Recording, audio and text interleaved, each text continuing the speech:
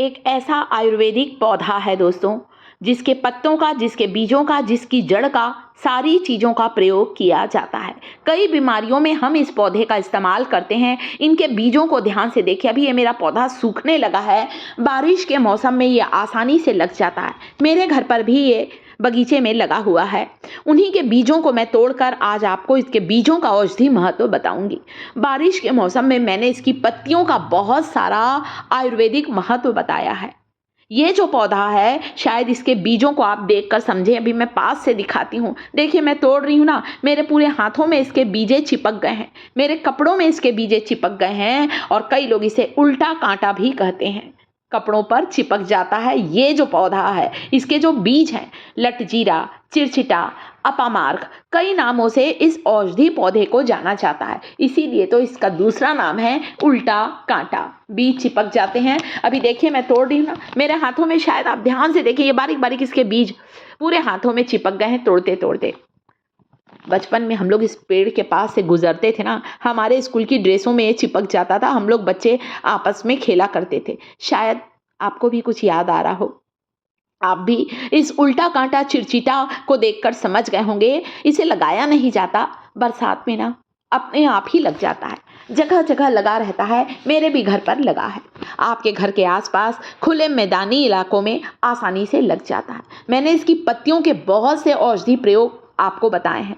अब इसकी पत्तियां थोड़ी कम होने लगी हैं, और इसके जो बीज हैं, गांव में लोग इसकी डंडियों को, इसके बीजों को सुखाकर रखते हैं। ऋषि मुनि जब तपस्या पर जाते थे ना दोस्तों, तो इसके बीजों की खीर बनाकर सेवन किया करते थे। इससे लंबे समय तक भूख नहीं लगती, पेट भरा रहता है। इसकी जड़ देखिए, ध्यान से देखिए इसकी जड़ को। एक पेड़ जो मेरा बिल्कुल सूख गया है, वहाँ से मैं इसकी जड़ को तोड़ कर लेकर आई हूँ, अपने परिवार को बताने कि इसकी जड़ जो है वो कितनी उपयोगी है। इसकी जड़ को अगर मुंह में रख लेंगे ना, मुंह के सारे रोग खत्म होंगे। दांतों का दर्द, मुंह से जुड़ी हुई सारी समस्याओं को दूर करती है अपामार्ग की जड़। ये इतना फायदेमंद है। दातुन कर लें इससे। दांत के कीड़े, मुंह के रोग, मसूड़े के छाले, पायरिया की बीमारी भी इसकी जड़ से दातुन करने से ठीक हो जाएगी। वैसे तो जड़ का इसका धार्मिक महत्व भी है दोस्तों। इसकी जड़ को घर पर रखने से ऐसा कहा जाता है धन की बारिश होती है। इतना ज़्यादा इसका औषधि और धार्मिक महत्व है। इसकी पत्तियों को पीसकर अगर शरीर की किसी चर्बी वाली गठान में लगा लेंगे, किसी दांत खाज खुजली में लगा लेंगे, कोई चर्म रोग है, कोई स्किन डिसीज है, वहां पर भी इसकी पत्तियों का रस लगाने से आपका पुराने से पुराना चर्म रोग बिल्कुल ठीक हो जाएगा। मैंने भी यहाँ पर कुछ पत्तियों को पीस लिया है और इसका लेप अभी लगाकर आपको दिखाने वाली हूँ। मैंने खुद ने दांत खाज खुजली पर इस्तेमाल किया है। क्या रिजल्ट मिला है। फंगल इन्फेक्शन, चाहे बैक्टीरियल इन्फेक्शन हो, उसे खत्म करती हैं इसकी पत्तियों का रस, या पत्तियों का पेस्ट भी लगा सकते हैं। देखिए, इस तरह से लगाना है आपको चर्म रोग पर। रुई को फेंक दीजिए। जब अगली बार इस्तेमाल करें तो साफ रुई लीजिए, ताकि आपकी जो स्किन डिसीज है, दांत खाज खुजली है, वो ठीक हो। ये गठान है, शरीर की गठान, बहुत मोटी गठान थी मुझे हाथों की कलाई के ऊपर, मुड़ता नहीं था मेरा हाथ। मैंने अपामार्क की पत्तियों को पीसकर उसके रस को लगाया है, उसके पेस्ट को लगाया है कई बार। अब आप ध्यान से देखें, ये गठान बहुत छोटी हो गई, नहीं के बराबर। अब मुझे इससे कोई परेशानी नहीं है। तो दोस्तों, ये ना सोचें कि सभी गठानें खतरनाक होती हैं। ये चर्बी की गठान है दोस्तों, जो कि कई बार हमारे शरीर में अपने आप ही हो जाती है। कोई डर नहीं है, सभी गठानें खतरनाक नहीं होती। आप चाहें तो डॉक्टरी परामर्श भी करा सकते हैं। तो चर्बी वाली गठान को, जो शरीर के किसी भी हिस्से में है, जिसे लिपोमा गार्ड कहा जाता है, आप अपामार्क, लटजीरा, चिरचिटा की पत्तियों को पीसकर उसका रस लगा लें।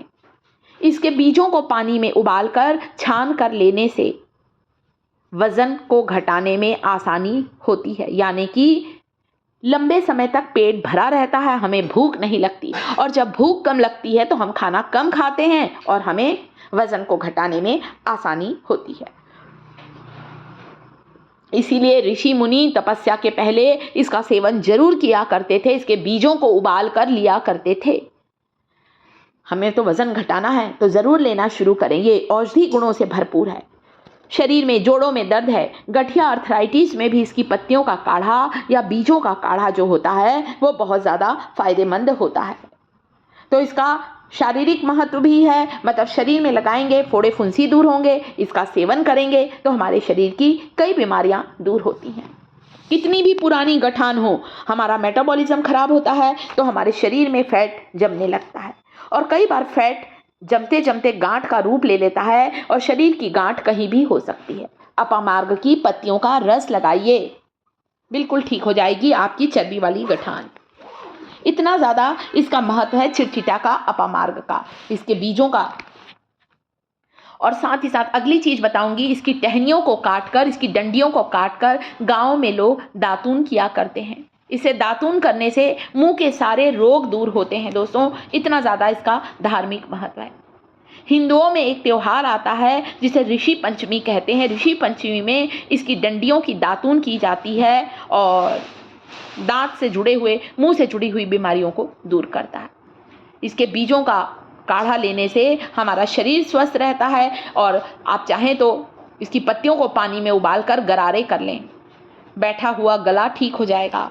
इसके पत्तों का, बीजों का इस तरह से उबाल कर लेने से आप देखेंगे हमारा मेटाबॉलिज्म अच्छा होता है। मिर्गी जैसी बीमारी में भी इसकी जड़ को, जो मैंने अभी जड़ दिखाई ना, पानी में धो लीजिए जड़ को, उबाल कर जड़ का काढ़ा लेने से मिर्गी की समस्या बिल्कुल दूर होती है दोस्तों। इतना ज़्यादा ये औषधि गुणों से भरपूर होता है अपामार्ग। सर्दी, खांसी, बुखार, बदन दर्द में भी इसकी पत्तियों का, बीजों का काढ़ा लेने से हमें बदन दर्द से राहत मिलती है।